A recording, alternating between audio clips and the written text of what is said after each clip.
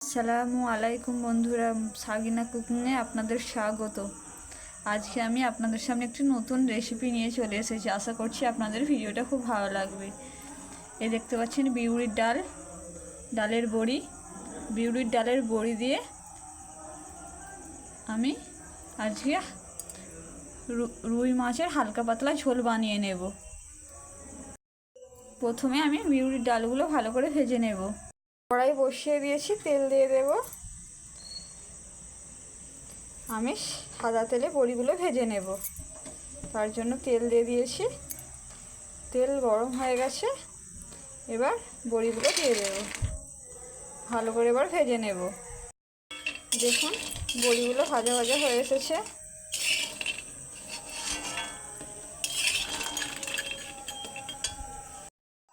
যে কোনো বড়ির একটাই, সব যতই তেল দেন না কেন সব খেয়ে নেবে, একবারেই সব খেয়ে নেবে। তাই অত টেনশানে পড়ার কিছুই নেই। আমি বড়িগুলো এই অবস্থাতেই সব তুলে নেব, তুলে নিয়ে রান্না করে নেব।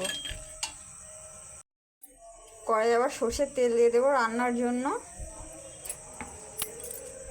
তেল গরম হয়ে গেছে, পেঁয়াজ কুচি দিয়ে দেব।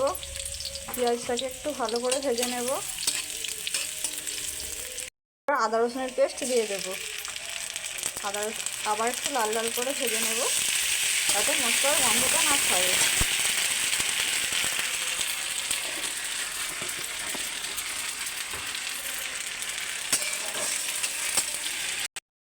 এখানে মশলাগুলো নিয়ে নিয়েছি, লঙ্কার গুঁড়ো, হলুদের গুঁড়ো, জিরের গুঁড়ো, মিট মশলার গুঁড়ো, লবণ নিয়ে নিয়েছি। মশলাগুলো এবার দিয়ে দেব। মশলাগুলো দিয়ে দেব। আপনারা আপনাদের পরিমাণ মতন মশলাগুলো দিয়ে দেবেন। মশলাগুলো একটু নেড়ে নেব। এবার কেটে রাখা আলুগুলো দিয়ে দেব। একটু ভালো করে কষে নেব। এইভাবে বিউলির ডালের বড়ি দিয়ে মাছের ঝোল বানিয়ে খাবেন, খেতে অত্যন্ত সুন্দর হয়।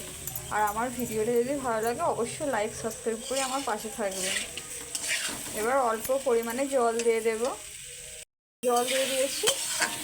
জলটা শুকিয়ে আসা পর্যন্ত আমি একটু ভালো করে আলুটাকে কষে নেব, যাতে মশলার আঁশটে গন্ধটা না আর আসে। ভালো করে তাই কষে নেব। দেখতে পাচ্ছেন ভালো করে কষানো হয়ে গেছে, এবার জল দিয়ে দেব।